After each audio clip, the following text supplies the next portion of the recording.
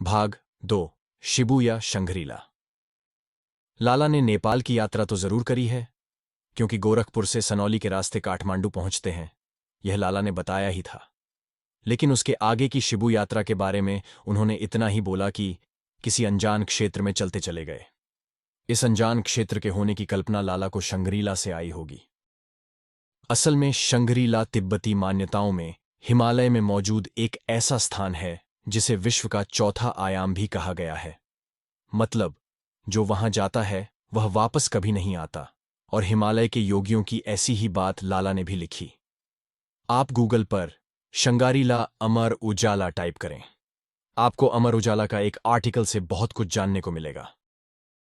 अब इससे पहले कि कोई अंधभक्त यह कहे कि हो सकता है लाला शंघरीला ही पहुंचे हों, मैं आपको बताना चाहूंगा कि लाला ने अपनी हिमालय कथा जानबूझ के शंघरीला से प्रेरित लिखी, क्योंकि शंघरीला के होने की कई उपन्यास लेखकों ने दावे किए हैं।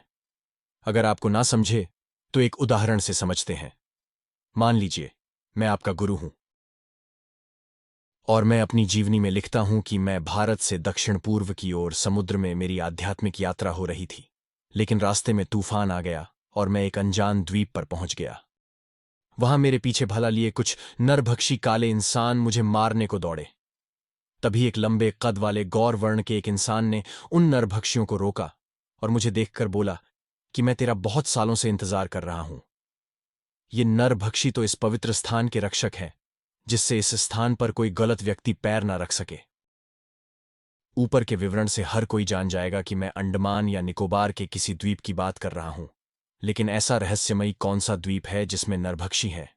आप अगर थोड़ी छानबीन करें तो जानेंगे कि ऐसे द्वीप वास्तव में अंडमान में मौजूद है, जहां बाहरी इंसान अगर कदम भी रखे तो लोग उसे मार डालते हैं।